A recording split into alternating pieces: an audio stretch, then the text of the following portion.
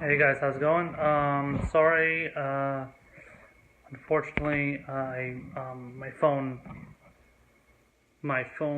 died as I was recording on my way back home from the polling place. I am back home now, so I just wanted to continue what I was saying. So the one Democrat that I did vote for was Gavin Newsom, and I also voted for his lieutenant governor. Now the only reason I decided to vote for Newsom is because he's not an incumbent. He is somewhat of a liberal, or somewhat of a. I mean, he's going to be an establishment Democrat, but I wanted to more or less give him the benefit of the doubt and assume that he's going to be decent, but I don't think that's going to be the case. But I have a thing against voting for incumbents that suck, so I decided to vote. I did decide to vote for him and at least give that to him. So, there is a bunch of Democrats I did not vote for. I did vote for one Libertarian, like I said. Um, when it came to, majority of the well-known Democrats, though, I decided not to do that except, like I said, Newsom. So, when it came to voting for like a bunch of municipal judges and stuff, I actually took my time and made sure I was making certain votes. I did want to vote for some of them, and I didn't want to vote for some of them, some of the other ones. So, and a lot of them were just like yes, no, yes, no. So I actually took my phone out and Googled each of their names and made sure I was, voting for decent municipal judges. That is something I have not done before. Honestly, I never really gave a shit about those kind of positions, and for the most part, I don't care. But a lot of them are gonna be kind of decent, maybe, and a lot of them are gonna suck. So you kind of want to make a determination there. One second, I'm watching TYT coverage of the election. Just a second. Well, the TV ad money, and all the lobbyist friends that I had agreed this was a brilliant strategy. How'd that turn out for you? Check, I'll give you a little bit more on that same vein. In Michigan, we're only at 12% of Okay, anyway, so that's what I decided to do. I did want to make sure I was, being objective and not just voting down the line for Democrats, down the line for, whatever party is my preference, and I have no preference for either party. I, wanted to make sure I was making the right call on all these people. The three Democrats I did not vote for, including two Democrats that were in the same race, I'm happy I didn't vote for them because they all sucked anyway. And then I did vote for propositions. I voted for, I don't know, I think there was like 10 or 12 propositions. I voted for those. And also I also have to mention that there was a good number of like the state senators and comptroller and I don't know, a bunch of like lower positions that are under the governor. I voted for those, and those ones I did vote Democrat. The one that I voted Libertarian was one of those positions. I forgot exactly what it was. He was like some sort of real estate agent or something, Baron something. And so yeah, I voted for that guy, and then all the other ones I basically voted Democrat. So yeah, I mean, it just kind of depended on the position. So if it was a congressional position like Ted Lieu or Javier Becerra, which was for Attorney General, and then of course for Senator for U.S. Senator, which is Dianne Feinstein and Kevin De Leon, I decided not to vote for any of those people, and so that was my call.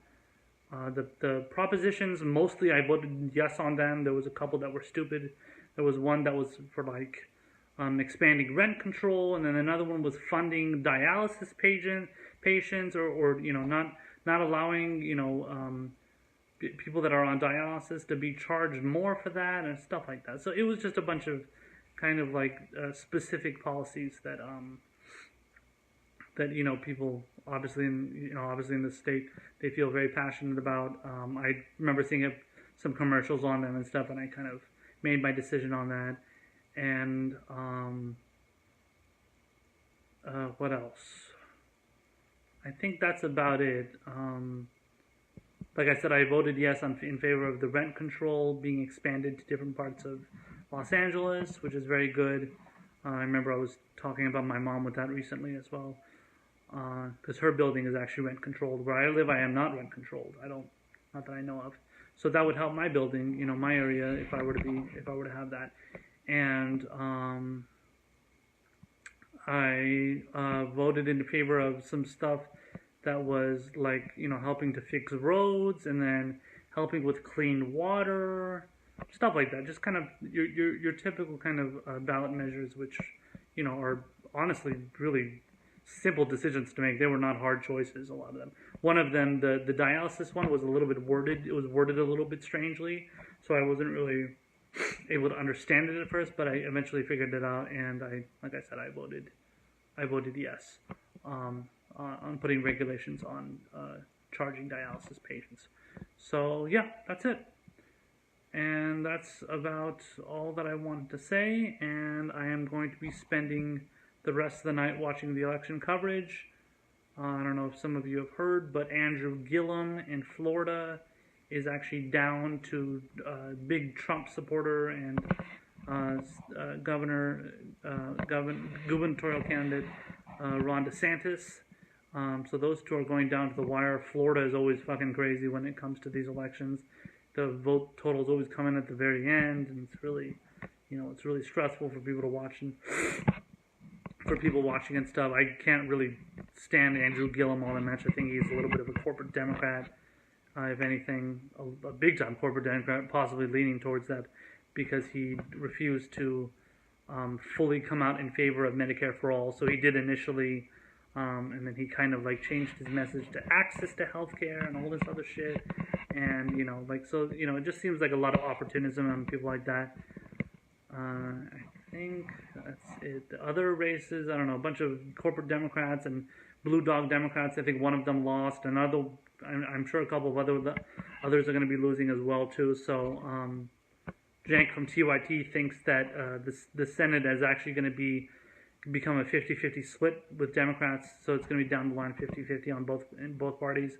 I don't think that's going to happen. Beto O'Rourke, of course, is facing Ted Cruz in Texas. That one is expected to be. That one is very important. Obviously, I'm not a big fan. Again, I'm not a big fan of Beto O'Rourke. He's another, in my opinion, another corporate Democrat that's pretending not to be. A corporate Democrat, but he is. Him beating Ted Cruz. I mean, who doesn't want to beat Ted? Who doesn't want Ted Cruz to be out of the fucking Senate? That guy's a scumbag. So if he loses, I'll be happy, but I'm not going out, rah cheerleading for Beto O'Rourke. So if he wins, that's cool. But I mean, I would have preferred a much better progressive than that. He's like anti-BDS, and I haven't really heard him say much about Medicare for all, if at all. He is, as far as I know, he's taking corporate donations. I don't think he's endorsed by Our Revolution, compared to what's his name, compared to Andrew Gillum, who is endorsed by Our Revolution, which is Bernie Sanders' group. So, and I just got a thing right now that said Fox News has predicted that the Democrats will take the House. Now, the only question is how much of the House are they going to take? Is it going to be 30 seats, 40 seats, 50 seats, possibly? I was watching, Cenk Uygur making a prediction on that, and he actually thought it was going to be somewhere between around 40 seats or 50 seats. Now, that's really huge. I don't think it's going to be that big. I think it's going to be more in the mid-30s range, I think. 30 to 30, maybe 35 roughly. So that, we'll see. I mean, but either way, they are going to be taking over. They only needed, I think, 24 seats. So, but I don't think it's going to be, up to the 40 range. That's going to be pretty crazy, because a lot of those seats are corporate Democrats, and unless people in that district are pro corporate Democrat and love those corporate Democrats, then fine. But I mean, the blue wave, quote unquote, is not behind corporate Democrats. So, at least not as much as people are claiming it is. If you go on Twitter and stuff, you go on social media, people are like, blue wave, okay, it's huge and then whatever. I mean, but it's not that big. It's to me, it's just mostly, I think it's just kind of something that's, I think it's more something that's manufactured by the media, because the media wants to, talk about how everybody's anti-Trump, everybody hates Trump, so they want to talk about blue wave and the resistance and all that stuff. A lot of us in the progressive movement call it the assistance, because they assist Donald Trump in pushing a lot of his policies. Whether or not you think that, that is actually the truth. And if you see a lot of the policies that Democrats have pushed, a lot of the things that Democrats have actually agreed with Trump on, they have, they actually let 15 of his judicial nominees in lower courts, not Supreme Court, lower courts, be cleared just so they could go and campaign in their districts. There was another story of there's obviously another story that is not surprising at all, where the Democrats confirmed a lot of they passed what is it, $700 billion budget to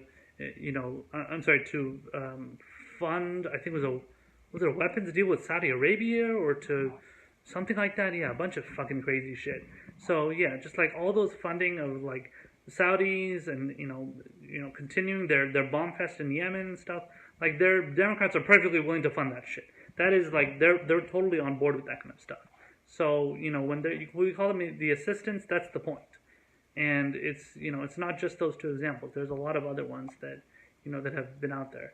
Unless it comes down to like specific issues regarding social issues and reproductive rights and LGBT rights and stuff like that. Yeah, but like you talk about corporate taxes, you talk about deregulating Wall Street and stuff like that. Democrats are fully on board with that because they don't want to start a fight for some reason. But when they want to start a fight on the way Donald Trump curses and the way he acts and